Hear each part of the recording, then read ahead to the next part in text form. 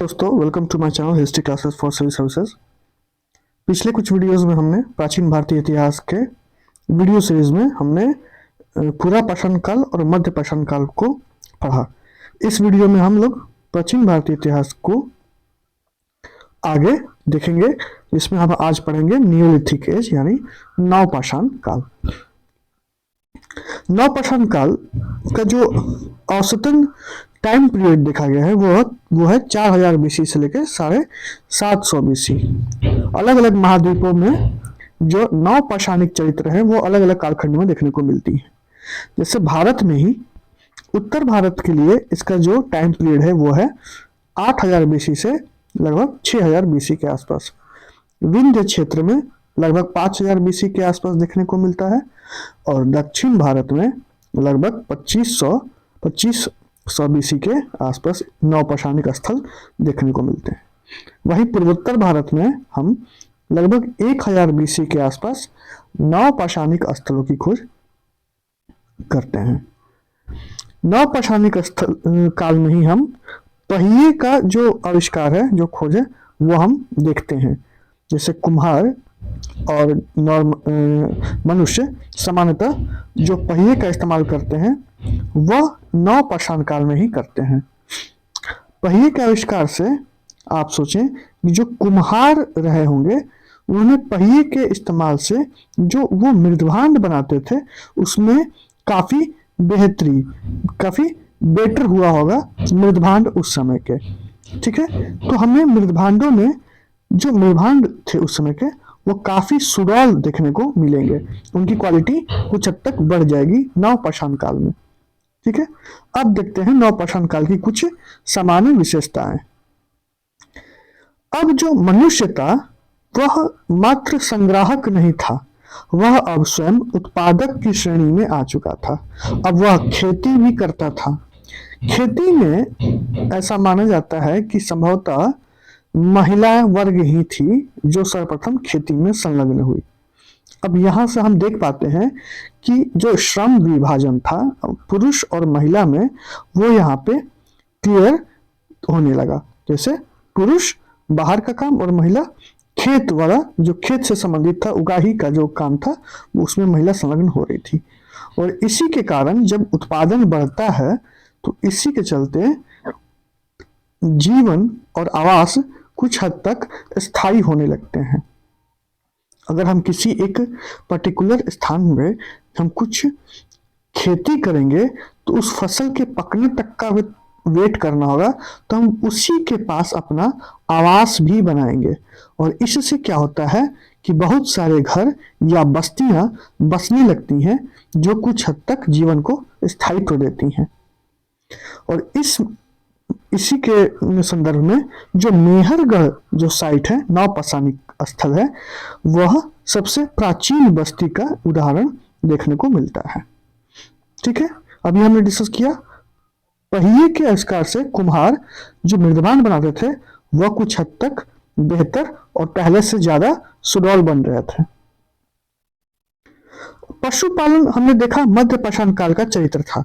पशुपालन, कुत्ते पालने की जो परंपरा थी वह हम मध्य पाषाण काल में ही देखते हैं, लेकिन अब उसका व्यवहारिक पक्ष, प्रैक्टिकल यूज हम देख पाते हैं, क्योंकि अब बड़े स्तर पे पशुपालन होने लगे। मान लो 50-60 भेड़ हैं या बकरी हैं, उनको उस स्तर पे जाके वो पशुपालन कर रहे थे और इनके लिए एक गाइड के तौर पे कुत्ते का इस्तेमाल कर रहे होंगे, इनके लिए बेड़ी बनाए जा रहे होंगे। ये सब क्या है? जीवन को स्थायित्व देने की एक संकेत मात्र है। ठीक है, इनकी धार्मिक स्थिति को देखें तो यह अभी भी प्राकृतिक पूजक ही थे, क्योंकि अभी भी किसी भी प्रकार का मंदिर या देवालय का कोई साक्ष्य नहीं मिलता है। परिवार जैसी, समाज जैसी संस्थाएं अब सामने आने लगी थी, क्योंकि जीवन स्थायी हो रहा है, खेती में संलग्न हो रहे हैं, यह अब उत्पादक वर्ग हो गए हैं, बड़े स्तर पे मवेशी पाले जा रहे हैं, पशुपालन हो रहा है। और इसी समय नवपाषाण काल में ही हमें नाव बनाने की कला का विकास देखने को मिलता है। ऐसे साक्ष्य मिलते हैं जिससे यह संकेत होता है कि इसी नवपाषाण काल में नाव बनाने की कला का विकास होता है। तो हम देख पा रहे हैं कि प्राग ऐतिहासिक काल में जो पूरा पाषाण काल और मध्य पाषाण काल है, उससे कहीं ज्यादा क्रांतिकारी बदलाव देखने को मिलते हैं हमें नव पाषाणिक काल पे, बड़े स्तर पे। इसी संदर्भ में गॉर्डन चाइल्ड ने कहा है, नव पाषाण काल को उसने क्रांति की संज्ञा दी है, रिवॉल्यूशन। हम रिवॉल्यूशन तब कहते हैं किसी भी कालखंड को जहां वो अलग अलग डायमेंशंस में बहुत बड़े बदलाव लेके आता है, जिसका प्रभाव भी दीर्घकालिक होता है और बहुत बड़े स्तर का प्रभाव लेके आता है। अब देखते हैं नवपाषाणिक स्थल के कुछ महत्वपूर्ण स्थल। ठीक है, इंपॉर्टेंट साइट्स। नवपाषाण काल से हमें जम्मू कश्मीर से, उत्तर प्रदेश से, बिहार तथा कुछ स्थल ऐसे हैं जो दक्षिण भारत से भी हमें मिलते हैं। तो एक एक करके इन सभी स्थलों पे हम चर्चा करेंगे। पहले देख लेते हैं कौन सा स्थल किस राज्य से संबंधित है। ठीक है, मैच द फॉलोइंग में या एमसीक्यू में किसी प्रकार से सवाल पूछ लेते हैं कि ये साइट नवपाषाणिक स्थल साइट है और वह किस राज्य से संबंधित है। तो पहला है जम्मू कश्मीर। यहाँ से हमें 3 साइट्स देखने को मिलते हैं जो नवपाषाण काल से संबंधित है। ये महत्वपूर्ण साइट्स हैं, इसलिए इसको मेंशन कर दिया यहाँ पे। पहला है बुर्ज होम, दूसरा है गुफकराल और तीसरा है मेहरगढ़। बुर्ज होम और गुफकराल भारतीय जम्मू कश्मीर में है और जो मेहरगढ़ है यह पाकिस्तान के बलूचिस्तान वाले प्रांत में है। ठीक है, पाकिस्तान के जो कुछ साइट्स हैं उसमें से एक साइट है मेहरगढ़ जो बलूचिस्तान के क्षेत्र में है। ठीक है, ये नवपाषाणिक स्थल है। उत्तर प्रदेश में है इलाहाबाद में 2 साइट, कोल्डीहवा और मगाहरा। फिर मिर्जापुर में है चौपानी मांडा और संत कबीर में है लहुरा देव। ठीक है, मिर्जापुर, संत कबीर और इलाहाबाद 3 अलग अलग डिस्ट्रिक्ट है। इलाहाबाद में कोल्डीहवा है, मगाहरा है, मिर्जापुर में चौपानी मांडा है और संत कबीर में लहुरा देव है। बिहार से एक प्रसिद्ध नवपाषाणिक स्थल है चिरांद। ये सारण जिला में, सारण डिस्ट्रिक्ट में, बिहार के सारण डिस्ट्रिक्ट में ये साइट है चिरांद। यहाँ से हिरण के सिंग के और कुछ नवपाषाणिक जो चरित्र हैं यहाँ से देखने को मिलते हैं। हिरण के सिंग के आभूषण देखने को मिलते हैं, हथियार औजार देखने को मिलते हैं चिरांद से, जो कि बिहार के सारण डिस्ट्रिक्ट में है। और दक्षिण भारत से हमें आंध्र प्रदेश से नागार्जुन कुंडा और कर्नाटक से मास्की, ब्रह्मगिरी और संगम कल्लू, ये 3 साइट्स हैं। इन तीनों के बारे में भी चर्चा करेंगे, क्या वहाँ पे इंपॉर्टेंट जो हमें इंपॉर्टेंट चीज देखने को मिली है, आर्कियोलॉजिकल ये जो इंपॉर्टेंट साइट्स हैं, ये सारे नवपाषाणिक साइट्स। ठीक है, चलिए एक एक करके देखते हैं। पहला है जम्मू कश्मीर। जम्मू कश्मीर का पहला साइट हमने देखा बुर्ज होम।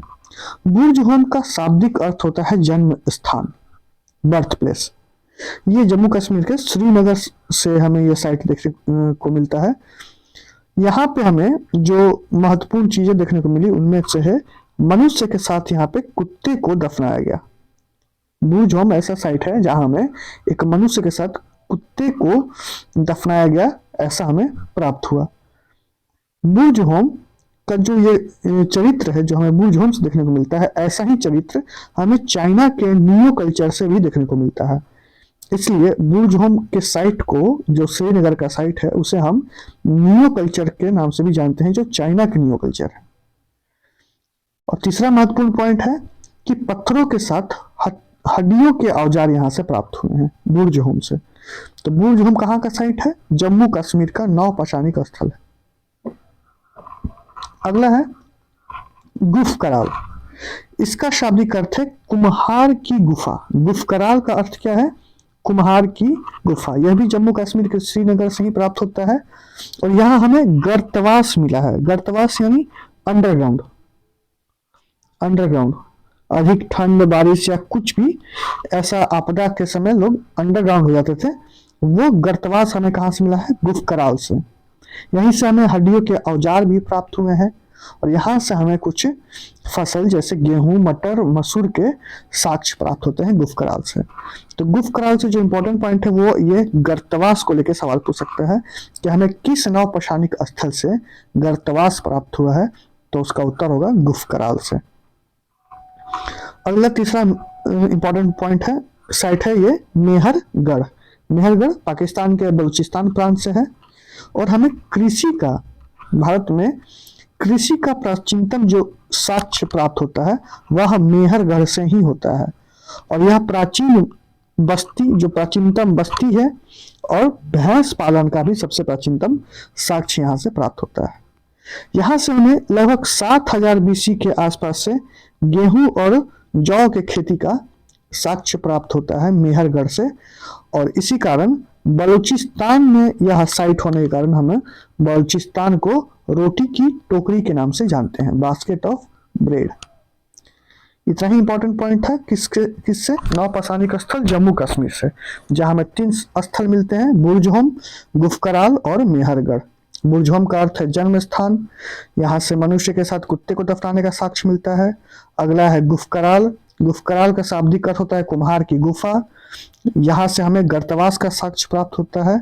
और अगला है मेहरगढ़, जो लगभग 7000 बीसी के आसपास यहाँ से हमें गेहूं और जौ की खेती का प्रमाण प्राप्त होता है। अब अगला राज्य है उत्तर प्रदेश। उत्तर प्रदेश से जो नौपाषाणिक स्थल हमें प्राप्त हुए हैं उसको देखते हैं। तो पहला साइट है इलाहाबाद का कोल्डिहवा। इलाहाबाद का कोल्डिहवा, कोल्डिहवा बेलन नदी के किनारे स्थित साइट है, और इस यहाँ से हमें विश्व में चावल के प्राचीनतम साक्ष्य प्राप्त होते हैं। चावल के प्राचीनतम साक्ष्य हमें प्राप्त होते हैं कहाँ से? कोल्डिहवा से। यह लगभग 5000 बीसी के आसपास हमें यह चावल के साक्ष्य प्राप्त होते हैं। तो विश्व के प्राचीनतम साक्ष्य चावल के लिए कौन सा है इंपॉर्टेंट साइट? कोल्डिहवा। अगला है मगाहरा, इलाहाबाद का मगाहरा साइट, यहाँ से हमें गौशाला का प्राचीनतम साक्ष्य मिला। तो एग्जाम में अधिकतर यही पूछा जाता है, इलाहाबाद का कोल्डिहवा जो विश्व में चावल का प्राचीनतम साक्ष्य है। अगला साइट है मिर्जापुर का चौपानी मांडा। मिर्जापुर का चौपानी मांडा, यहाँ से हमें मृद भांड के प्राचीनतम साक्ष्य मिले हैं। यह भी नौपाषाणिक स्थल है उत्तर प्रदेश के मिर्जापुर जिले में चौपानी मांडा, यहाँ से हमें मृद भांड के प्राचीनतम साक्ष्य मिले हैं। अगला है संत कबीर नगर, यहाँ का साइट है लहुरा देव।